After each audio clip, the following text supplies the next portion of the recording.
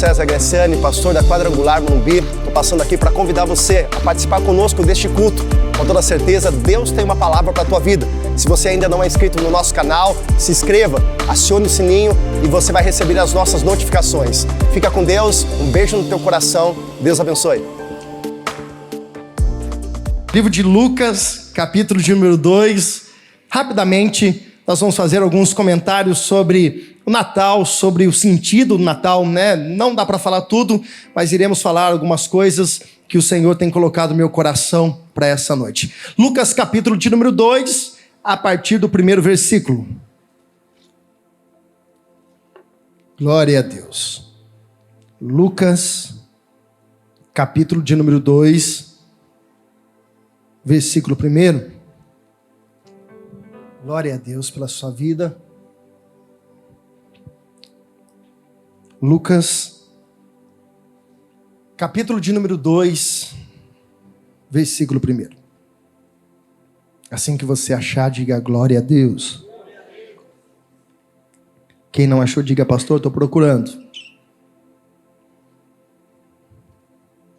Aleluia. Assim diz a palavra de Deus. E aconteceu naqueles dias que saiu um decreto da parte de César Augusto para que todo mundo se alistasse. Esse primeiro alistamento foi feito sendo Quirino presidente da Síria. E todos iam alistar-se, cada um na sua própria cidade. E subiu também José da Galileia, da cidade de Nazaré, a Judeia, a cidade de Davi, chamada Belém, porque era da casa da família de Davi. E a fim de alistar-se com a sua mulher Maria, desposada com ela, a qual estava grávida. E aconteceu que, estando eles ali, se cumpriram os dias em que havia de dar à luz.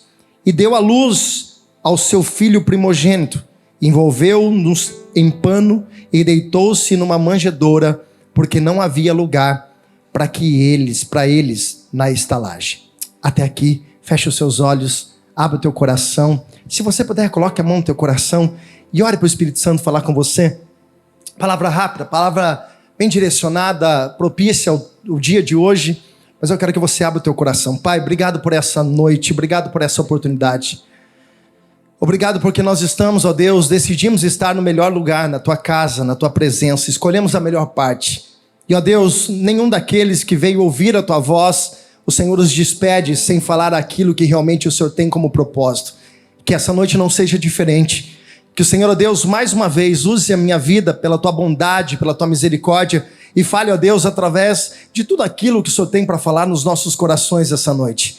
Espírito de Deus, nós repreendemos todo o mal, nós repreendemos, ó Pai, através da tua palavra, através do teu nome, nós repreendemos toda obra maligna contra esse culto. Que toda a distração, que tudo aquilo, ó Deus, que possa roubar, ó Deus, a direção da tua palavra possa ser repreendida nessa noite em nome de Jesus. Espírito Santo, nós te damos liberdade. Nós pedimos, ó Espírito Santo de Deus, para que o Senhor fale e aquilo que nós precisamos, não simplesmente aquilo que nós queremos. Abençoa, Pai, cada família, abençoa cada lar que aqui está e aqueles que estão agora em sua casa, ó Deus, junto também com a sua família, ouvindo da sua palavra. Pai, então eu peço que todos eles sejam alcançados por essa glória.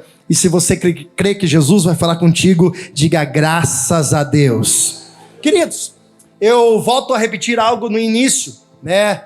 Muito bem lembrado que o dia 25 de dezembro é de uma forma simbólica comemorado o nascimento de Jesus. Alguns estudiosos dizem que foi alguns meses antes, até pela temperatura, pelo clima, mas o que eu quero que você entenda que de uma forma simbólica também nós celebramos o nascimento. Um pouco distorcido por esse contexto de comércio, porque é onde todo mundo se sente um pouco mais, tem um pouco mais de compaixão um do outro, aonde as pessoas trocam presentes, isso é muito bom, mas nós não podemos perder a essência, a verdadeiro sentido do que é o Natal, do que é o nascimento, do que Jesus veio para realmente fazer, se cumprir nessa terra. E para falar rapidamente desse nascimento, eu preciso voltar lá no livro de Gênesis, porque é justamente onde tudo começou. A palavra do Senhor vai dizer que Deus criou os céus e a terra. A terra estava sem forma e vazia, e Deus foi dando sentido para todas essas coisas. Criou o céu, criou a terra, criou a separação entre a água e a terra, foi criando os luminares, foi criando a vegetação, foi criando os animais, todas as coisas foi criada por Deus segundo a sua palavra. E Deus então agora resolve, através da reunião da Trindade, no livro de Gênesis capítulo 1, versículo 28, vai dizer, façamos o homem. E esse façamos nos dá a entender dessa reunião da Trindade, a reunião da perfeição. E eles constroem o homem não mais pelas suas palavras, mas a construção do homem, ele é feita pelas suas próprias mãos. O próprio Deus sopra nas narinas de Adão, o primeiro homem, o fôlego de vida, o pneuma, o próprio Espírito de Deus, ele acaba entrando, e aquele ser que era apenas uma obra feita pelas mãos, agora é um ser vivente, a qual é guiado pela direção do próprio Espírito de Deus que ali está. Só que a gente não pode deixar de falar que após a formação da mulher, o Gênesis capítulo 3 vai mostrar uma cena muito paralela, mas muito importante para todo esse nascimento de Jesus, para esse nascimento de Jesus. O capítulo 3 do livro de Gênesis vai dizer que Adão e Eva, eles tinham um relacionamento com Deus muito apropriado, eles eram muito próximos. Deus, todas as vezes, na viração do dia, Deus aparecia, Deus andava com Adão e Eva, e nós podemos aqui deixar a imaginação ir longe. Eu imagino Deus andando com Adão e Eva no paraíso, lá no Éden, e dando nome, sentido às coisas. Eu acredito que Deus envolveu Adão para que ele participasse de todo aquele contexto, para que ele se sentisse uma propriedade de Deus, para que ele se sentisse parte do projeto, do plano perfeito de Deus. Só que a palavra do Senhor vai dizer que naqueles dias Deus disse algo: você pode comer de todo fruto, menos daquela árvore, a árvore do conhecimento, do bem e do mal. E você sabe a história, estou apenas lembrando você. A Bíblia vai dizer que a serpente, a enganadora, aquela que era astuta sobre todos os outros animais, ela vem diante daquela mulher que estava sozinha e ela começa a usar da própria palavra para tentar envolver aquela mulher. E deu certo. A mulher pega do fruto, dá ao seu marido, ambos descobrem que eles estavam nus. Eles fogem, eles se escondem, eles estão agora envoltos de uma árvore, de uma folha de uma árvore. Deus desce mais uma vez e a palavra do Senhor vai dizer o quê? Que Deus, já sabendo, e aquela pergunta para Deus, aonde você está? Não era uma questão de localização, porque Deus sabe todas as coisas. Aquela palavra que Deus diz, Adão, onde você está, era uma palavra para Adão reconhecer que ele estava perdido. Era uma palavra de reconhecimento do próprio Adão, para acender aquela luz a quando nós estamos distantes e nós somos tocados pelo Espírito Santo, dizemos, puxa vida, erramos, falhamos. E o que Deus esperava naquele momento era o arrependimento. Eu errei, eu comi, eu fiz, e nada foi dessa forma. Nós sabemos a história, estou ilustrando, mas o que eu quero chegar, aonde eu quero chegar? O que foi quebrado através do pecado quando ele entrou na terra? Primeiro, o relacionamento entre o homem e Deus, a proximidade, o relacionamento mais íntimo entre Deus e o homem. Isso foi quebrado. Deus coloca um querubim, um anjo, na entrada do Éden e expulsa Adão e Eva daquele lugar. Quer dizer, aquela oportunidade que eles tinham de todos os dias entrar, ter a presença de Deus, andar com Deus, aquilo foi quebrado. Então a primeira coisa que o pecado fez quando entrou no homem foi separar o homem de Deus. A separação veio porque não havia mais esse relacionamento. Só que tem algo muito importante. Não dá para falar de tudo, mas nós vamos falar pelo menos desses dois. Adão e Eva, eles têm filhos. E a Bíblia vai dizer que a segunda coisa que acontece, se vocês lembram da história, um pouquinho mais para frente, no capítulo 4, vai dizer que Caim matou Abel. Então olha que interessante, a separação de Deus entre Deus e o homem, por causa do pecado, ele vai gerando consequências. A primeira, a pior de todas, que está distante de Deus. Já não ouvir mais a voz de Deus como outrora eles ouviam. Já não tem mais aquele relacionamento, que é isso que o pecado faz. O pecado nos afasta. O pecado nos distancia da intimidade de Deus. E, consequentemente, o que acontece? Esse pecado foi envolvendo, e isso, como consequência do pecado, aconteceu a segunda fatalidade. O Satanás, através do pecado, ele mexe na instituição mais importante aos olhos de Deus. Qual? A família. Note-se, a primeira família, a qual Adão e Eva e seus filhos começam a ter problemas, porque é isso que Satanás faz. E houve muitas tentativas. Nós podemos dizer que todos os profetas, todas as pessoas, de alguma forma foram enquadrando, ensinando, mostrando, mas havia imperfeição, havia ainda o pecado, havia ainda uma separação. Em algum momento alguém falhava. Nós podemos falar de Davi, o homem segundo o coração de Deus, mas que ao mesmo tempo estava adulterando, estava pecando, fez coisas que não deveriam fazer. O arrependimento dele era claro, e é por isso que essa palavra, esse significado, o homem segundo o coração de Deus, porque Davi tinha um coração quebrantado. No Salmo 51 ele vai dizer: Senhor, não retires de mim o teu espírito. Ele está dizendo, não dá para viver sem a tua presença. Mas nós sabemos que toda a humanidade, todos os homens, profetas, aqueles que vieram como grandes líderes do Antigo Testamento, vieram, mas todos eles falhavam porque eles eram pecadores. Existia uma separação. Então nós precisamos entender que Jesus precisava entrar em cena. A criação, ela perdeu a essência através do pecado, então essa intimidade precisava ser resgatada. Abre-se um parênteses para que você pudesse pedir perdão. Naquela época, você podia pedir para um sacerdote, você levava um animal, e esse sacerdote sacrificava o animal, e ele entrava até o lugar onde estava a Arca da Aliança, e lá no Santo do Santo, aspergia o sangue daquele animal para a remissão dos pecados. Só abrindo parênteses, quando Jesus veio, quando Jesus morre na cruz do Calvário, aquele véu que separava o homem de Deus, ele é rasgado, e Jesus nos traz livre acesso para estar diante da presença dele. Sabe o que eu quero dizer para você, irmãos? Que hoje você não precisa pedir para ninguém, para alguém pedir para Deus. Às vezes a gente não acredita na nossa fé.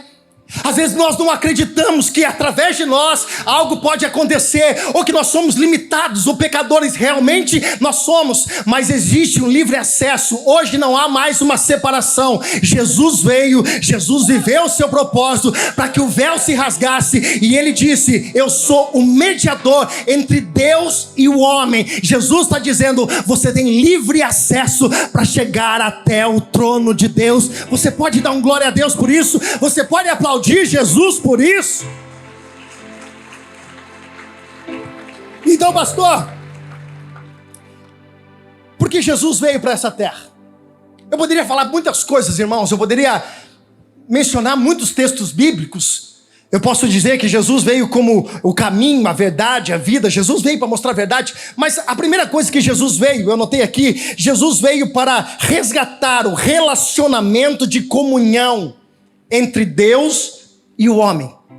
Olha que interessante. Parece tão simples quando nós lemos que Jesus, através de alguns acontecimentos, Jesus não nasceu numa manjedoura porque Jesus não tinha condições de pagar uma hostelagem.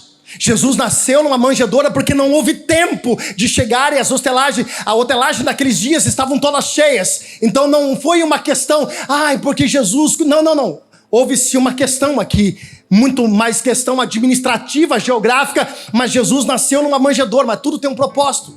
E qual era esse propósito? Irmãos, olhe para cá.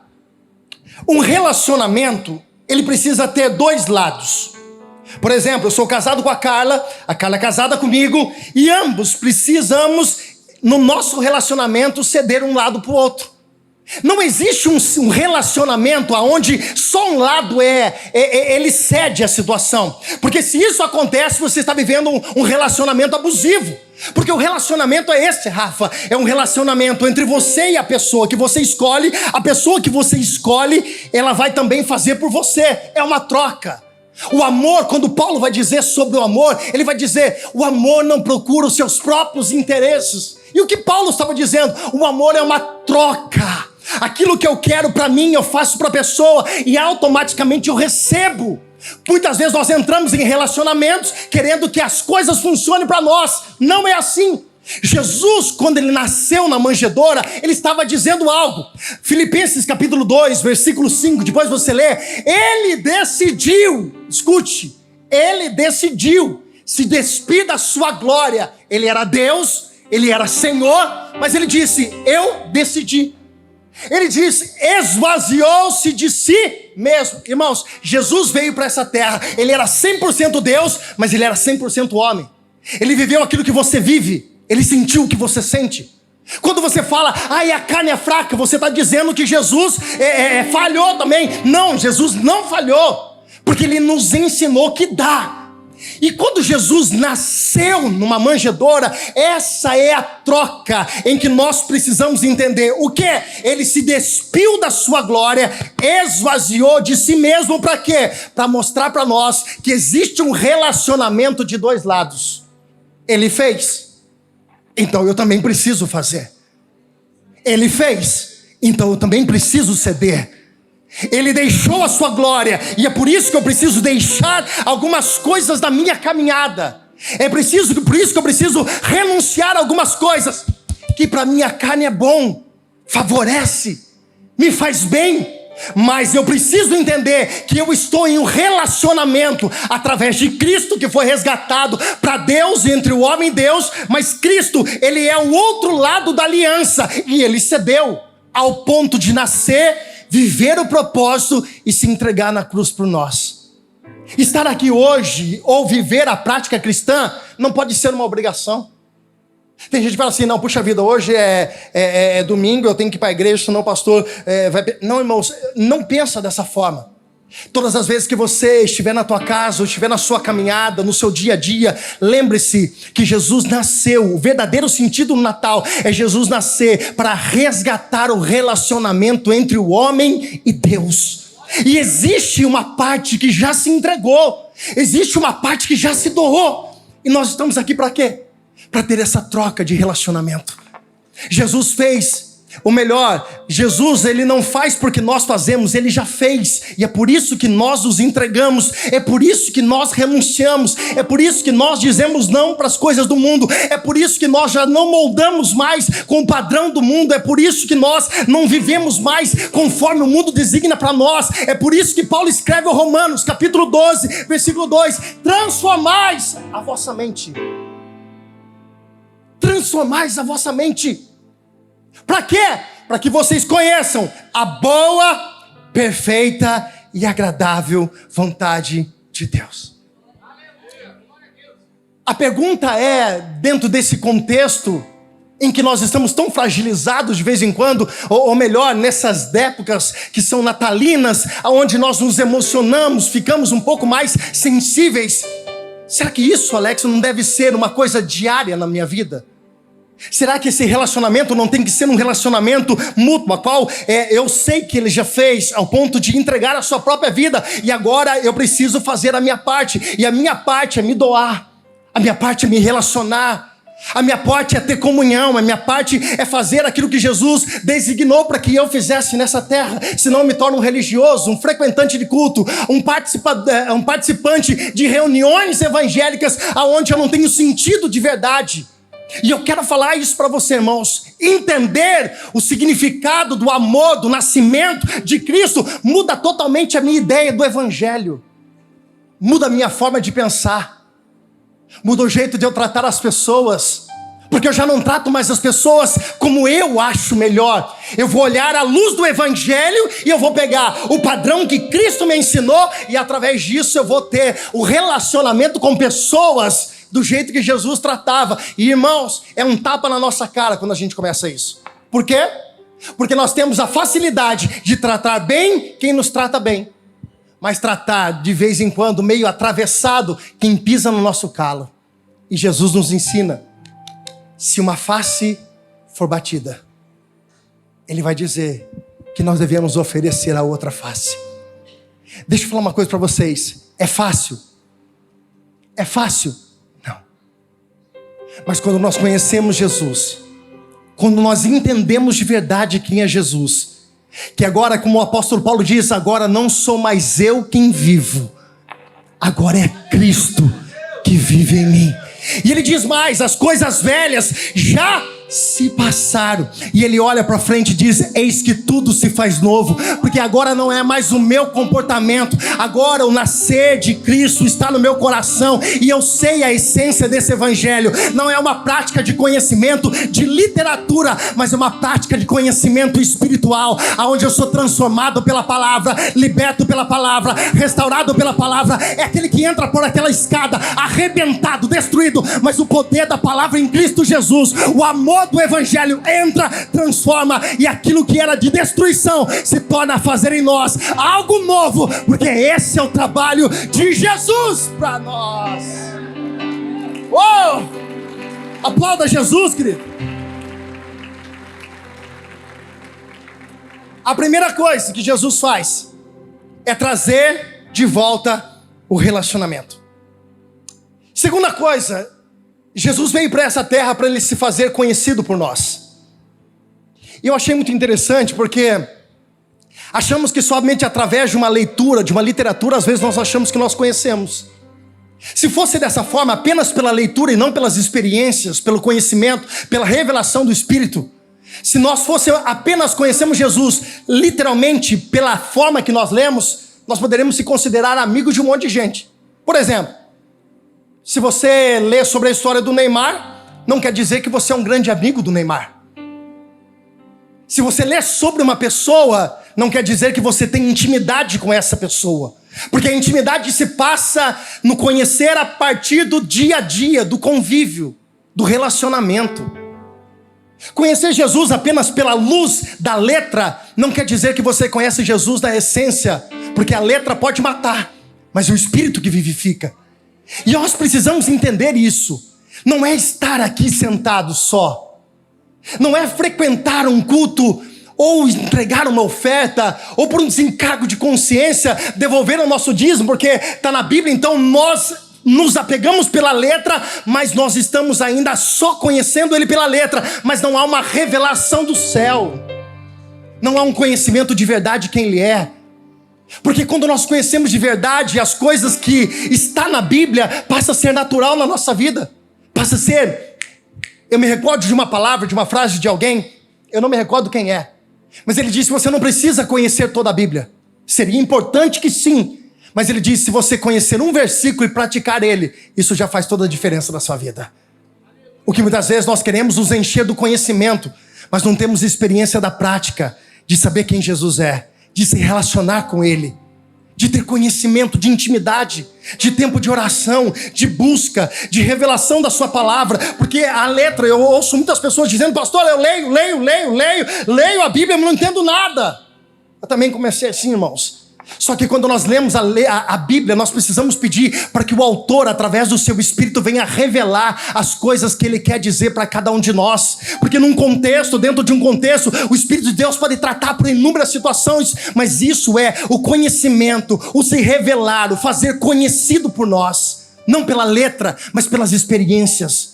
Jesus nasceu, Jesus veio para o sentido verdadeiro do Natal, para que você conheça Ele. E Ele disse: conhecereis a verdade, e a verdade vos libertará. Que nós possamos se tornar mais sensíveis a isso, que a gente possa baixar mais a nossa guarda e deixar o lado religioso, deixar o lado de que nós achamos que nós conhecemos, e nós buscamos Jesus pela sua face, pela sua verdade.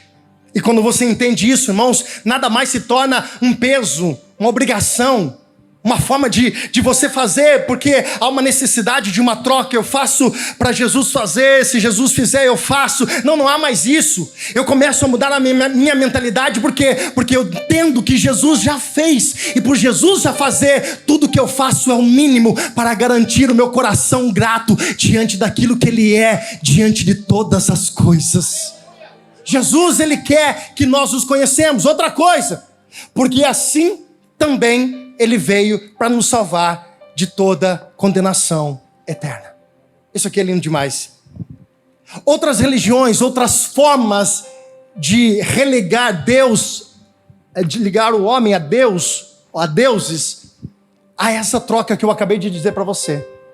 Por exemplo, eu cresci ouvindo: olha, você precisa fazer isso, porque se você não fizer isso, você vai ser castigado. Se você... Irmãos, um peso de condenação.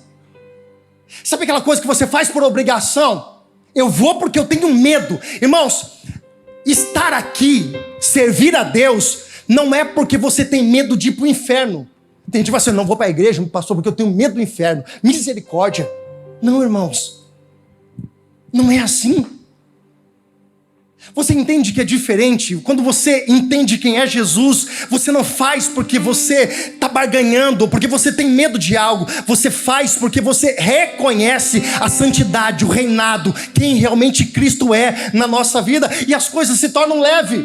Porque tem pessoas que se tornam essa vida com Deus, essa caminhada com Deus, é um fardo, é um deita, levanta, cai, tropeça, e parece que é na mesma pedra, porque de verdade, você até agora vive uma prática de religioso, não uma prática de cristão, e a religiosidade é diferente do cristianismo, porque a religiosidade diz, você tem que fazer para Cristo fazer, cristianismo diz, ele já fez, e é por isso que você faz. Você entende que é uma diferença? Você compreende que é diferente? Você compreende que não é uma troca, não é uma barganha, por mais que seja um lado de mão dupla, como nós dissemos, de entrega, mas você faz pela gratidão daquilo que já foi feito. Jesus veio para te livrar da condenação eterna. Irmãos, se não fosse Jesus vir para essa terra, como nós ministramos através daquela canção, Jesus, o plano perfeito, se ele não viesse para essa terra, se ele não nos ensinasse o caminho, se ele não nos mostrasse a verdade, se ele não nos trouxesse vida, se ele não morresse na cruz do Calvário, se ele não derramasse o seu sangue para a remissão dos nossos pecados, sabe o que acontecia? Condenação eterna para todos nós. Você consegue entender que você tinha um destino? Você tinha um destino. E esse destino é condenação eterna. Fala comigo, condenação. Não, muita gente, por favor, diga condenação eterna. Sabe que a palavra eterna não tem fim? É um sofrimento diário. Por isso que nós nos gloriamos. E Paulo vai dizer que a tribulação deste mundo, as dificuldades deste mundo, meu Deus do céu, não se compara com a glória que há de vir na eternidade. Sabe o que Paulo está dizendo? Pode aguentar firme, irmão. Está difícil aqui, às vezes é difícil, dá vontade de jogar tudo pro alto, sair correndo. Mas Paulo está dizendo, aguenta, por quê? Porque o peso da glória que há de vir sobre a nossa vida não se compara com aquilo que nós sofremos nessa terra. Se consegue entender, irmãos, que nós estamos num projeto, nós fazemos parte de um plano de Deus, nós estamos a caminho de um projeto celestial, qual? Nós somos seres eternos, a matéria volta para o pó, do pó viemos, do pó nós voltamos, mas o Espírito volta para o Pai, e a nossa alma que é vivente, vai viver a eternidade reinando com Cristo, com nosso Senhor e Salvador, Jesus. Você precisa entender isso. Você precisa entender isso. Você precisa compreender que esse plano de Jesus vir para essa terra não é para dia 25 de dezembro a gente trocar presente, dizer Feliz Natal e muitas vezes não entender o sentido disso. Jesus veio para resgatar a comunhão. Jesus veio para que você conhecesse Ele e não conhecesse apenas por literatura, mas conhecesse na experiência. Jesus quer ter experiências com a gente. Nosso quarto precisa voltar a ser o nosso quarto de guerra. Nossos cantos da nossa casa, lugares que nós achamos que é o nosso lugar de oração, que outrora foi, precisa ser resgatado por essa essência. Nós precisamos voltar a chorar aos pés de Jesus. Nós precisamos voltar a nos humilharmos diante das mãos potentes do nosso Deus. Por quê? Porque isso gera intimidade. Quando Jesus vai ensinar sobre a oração do Pai Nosso, antes ele vai dizer, entra no teu quarto e em secreto. Ai, irmãos, tem dia que eu entro, irmãos, nesse tempo aí, e tem dias que eu tenho muita coisa para falar para Deus.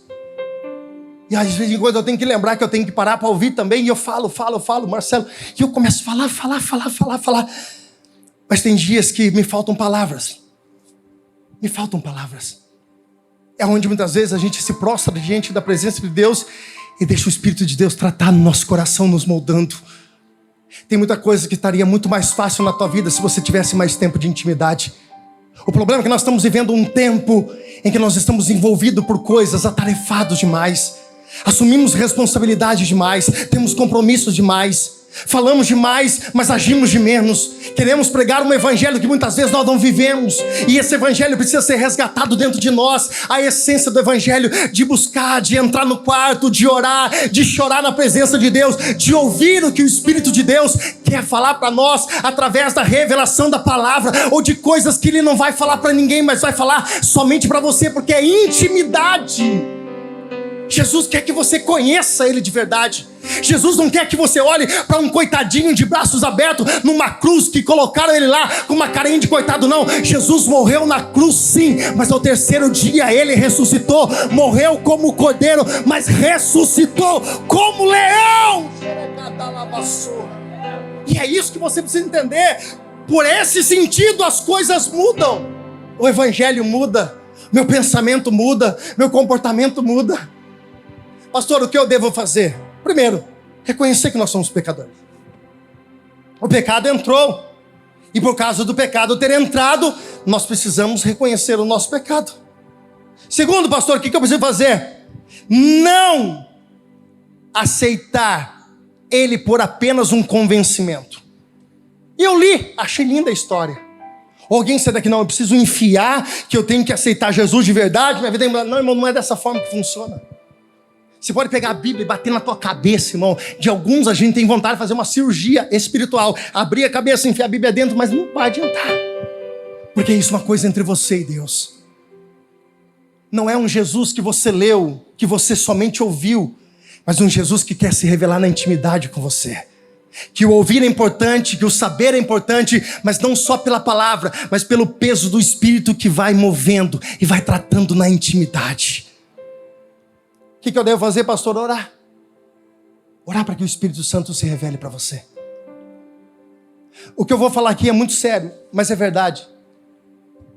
Existem muitas pessoas que se tornaram mecânicas em vir, estar aqui, mas estar de corpo, mas o seu coração está distante. E eu disse uma vez uma frase dentro de uma outra mensagem, eu disse mais ou menos assim: Satanás não quer tirar você daqui. Satanás não quer arrancar você da igreja. Ele quer te manter um religioso dentro da igreja. Porque um religioso dentro da igreja se convence. E ele acha que ele está bem, Cíntia. Ele acha que ele já está fazendo a parte dele. E Satanás vai cauterizando a mente. Satanás ele vai cauterizando o teu entendimento. Então você entra e sai.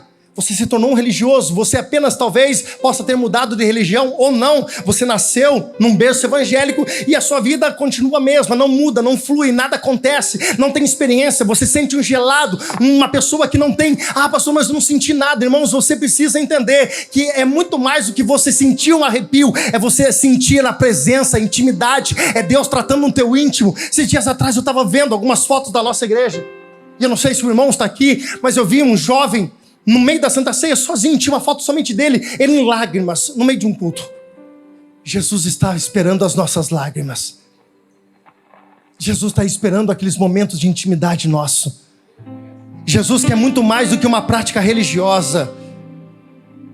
Jesus quer entrar em áreas específicas da nossa vida e Ele mudar aquilo que você muitas vezes resiste para mudar.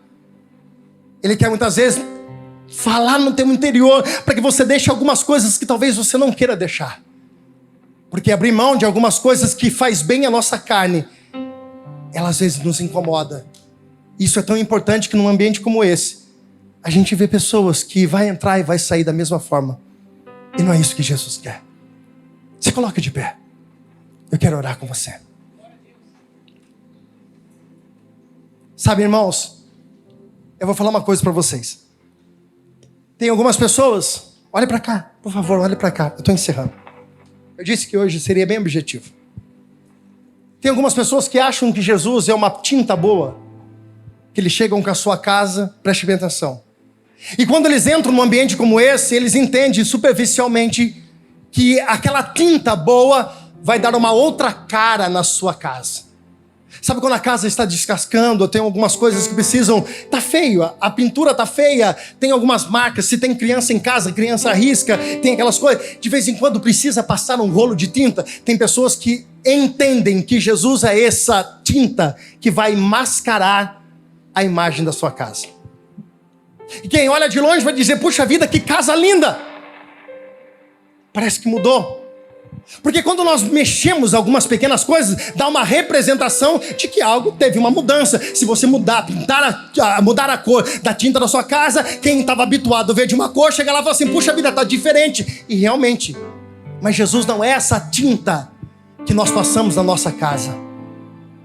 Jesus não é esse reboco que nós colocamos os buraquinhos que estão caindo na nossa casa. O que Jesus é? Quando Jesus entra na nossa vida, Ele quebra a casa. Ele destrói toda a casa e Ele mexe no alicerce. Preste atenção numa coisa. Vamos falar de Maria, a mãe de Jesus? Maria era conhecida como uma das mulheres mais reconhecidas, santas, porque foi escolhida por Jesus. Quando Jesus entrou na vida dela, irmão, foi um reboliço. Ela teve que sair meio de mansinho, meio que fugida de um lado lá. Poderiam chamar aquela mulher, aquela jovem, de uma prostituta, porque ela deveria ter deitado, imaginava que ela tinha deitado com o marido antes, ou com alguém antes, porque José também não sabia. Olha o reboliço que Jesus faz quando ele entra na vida de alguém. Você entende que Jesus não quer só maquiar a sua casa. Jesus quer desconstruir algumas coisas e Jesus quer mexer no alicerce, porque quando Jesus diz, aquele que ouve a minha palavra e pratica é como o homem que constrói a sua casa sobre a rocha, mas aquele que ouve a minha palavra e não as pratica é aquele que constrói a sua casa sobre o quê? Um monte de areia. Aí se você pegar a palavra de Deus, Mateus capítulo 7, você vai entender uma coisa, as duas casas teve o mesmo vento, a mesma tempestade, a mesma água. A que permaneceu de pé é aquela que tinha alicerce. É por isso que a gente vê muitas pessoas começando e parando, começando e parando, começando e parando, começando e parando, começando e parando. Porque o alicerce não está bom. Qualquer coisa eu vou sair da igreja. Qualquer coisa eu fiquei chateado, seu alicerce não está bom. Jesus precisa mexer na base. E se Jesus não mexer na base, você sempre vai ter trinca na sua caminhada. Jesus não é aquela tinta que você quer maquiar ou para mostrar para todo mundo que está tudo bem. Jesus hoje quer mexer de verdade. Que o Natal seja realmente esse sentido na tua vida. E não só hoje, no dia 25, exatamente no dia 25, mas todos os dias da sua vida. Que Ele possa, literalmente, mexer nas estruturas aonde dói na nossa vida. Sabe aonde mexe, aonde vai te incomodar? É lá que o Espírito Santo de Deus quer mexer. Feche os seus olhos que eu quero orar por você. Coloque a mão no teu coração. Se você está realmente aberto a essa palavra, eu quero que você fale para o Espírito Santo, Deus, eu quero realmente que o Senhor mexa nas minhas estruturas. Eu quero que o Senhor toque, ó Deus, naquilo que precisa ser tocado. Porque eu não quero, ó Deus, ser apenas um ouvinte da Tua palavra. Como disse Tiago, não sejais apenas ouvintes, mas praticantes da palavra. Aquilo que eu ouço, aquilo que eu escuto, eu acabo colocando em prática, porque essa é a verdadeira essência. E Tiago também vai dizer que a fé sem obras é morta. Não adianta eu ter uma fé de palavras, mas se eu não tenho uma fé de atitudes. A atitude e a palavra, elas precisam se mover entre nós. Pai, em nome de Jesus, que nessa noite o Teu Espírito, Ele tenha liberdade, ó Deus, para tocar em áreas estratégicas. Não estou falando com pessoas porque tem 10, 15, 20 anos, porque nasceram no berço evangélico. Pai, a palavra do Teu Espírito hoje é de confronto ao nosso coração, para que nós não maquiamos a nossa vida, mas que estejamos abertos, ó Deus, para que Teu Espírito faça, para que realmente Jesus não nasça simbolicamente num dia 25 de um ano, não, mas para que Jesus nasça todos os dias no nosso coração, e o verdadeiro Evangelho frutifique, o verdadeiro Evangelho tome forma, e que através das nossas vidas possamos impactar outras vidas, em nome de Jesus, Pai. Pai, que toda religiosidade, ó Deus, nessa noite, ela caia por terra. Pai, a Tua palavra diz que aquele que tem ouvidos, ouça o que diz o Senhor. Que nessa noite o Teu Espírito, ó Pai, possa nos confrontar, para que voltamos a ter um encontro um relacionamento, uma intimidade com o Senhor. Porque realmente não conhecemos o Senhor através de palavras ou porque alguém disse, mas que possamos conhecer o Senhor na intimidade, na revelação do Teu Espírito sobre os nossos corações.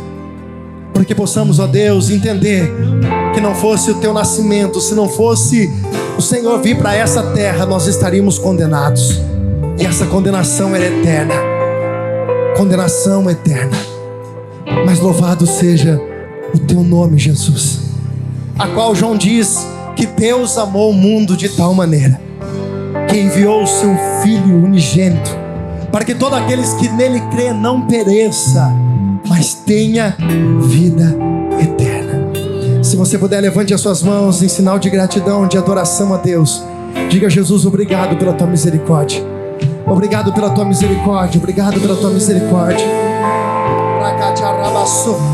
Se você é batizado no Espírito Santo, ore em línguas. Meu filho me tirou do jardim, sua humildade colocou o jardim em mim. Diga para Ele: se eu vendesse tudo que tenho em troca do amor, eu falharia.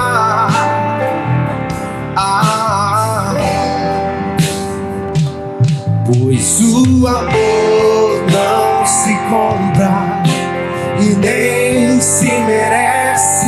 O amor se ganha, de graça ou recebe. Diga: e eu quero conhecer Jesus. Diga bem alto isso. Eu quero conhecer Jesus. Diga: eu quero conhecer Jesus. Eu quero conhecer Jesus. Diga: meu amado é o mais belo entre milhares e milhares.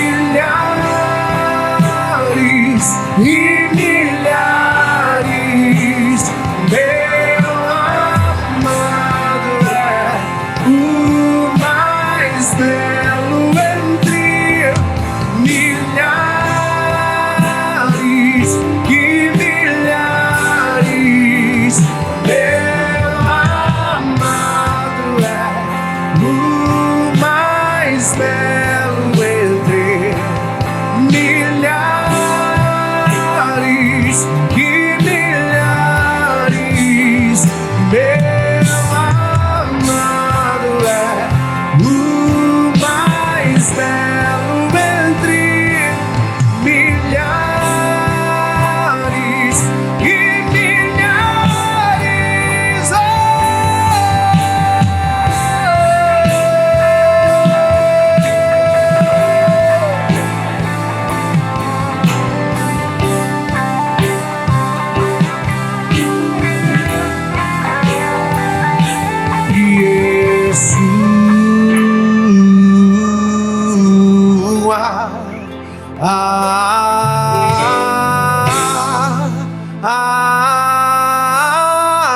Levante a sua voz. Yeshua.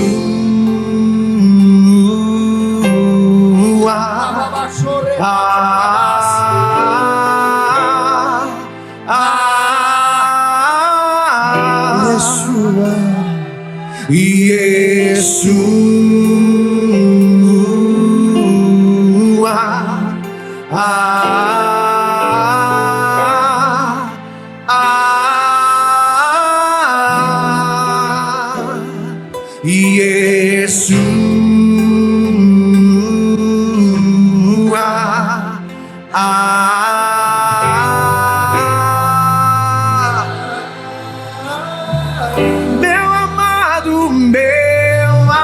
amado é o mais belo entre milhares e milhares. Meu amado é o mais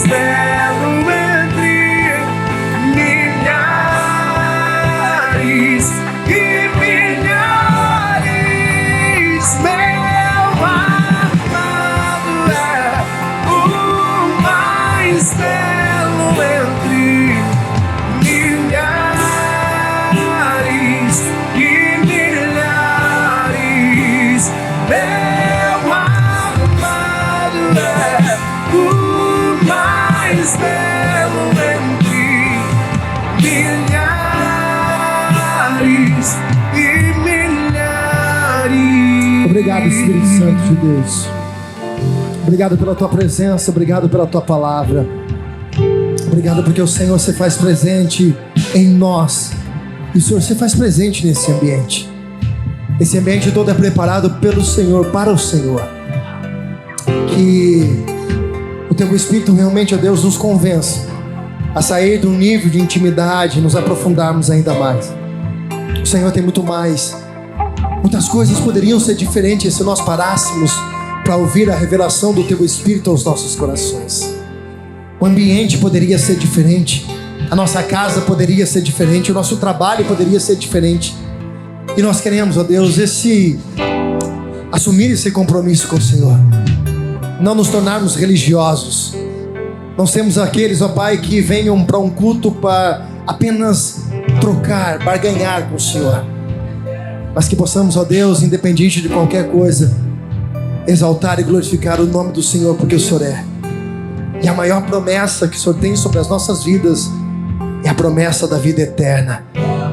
É de reinar contigo, é estar contigo toda a nossa eternidade.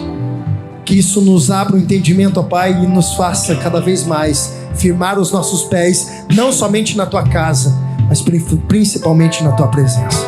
Pai, que toda religiosidade, que todo espírito de acomodação, que todo espírito de esfriamento, ó Deus, que tudo aquilo que tenta de alguma forma nos parar, Pai, nós repreendemos nessa noite e nós entregamos a nossa vida a Ti, para a glória do Teu nome. Você pode aplaudir e glorificar aquele que é digno de toda honra. Glória a Deus, glória a Deus, glória a Deus.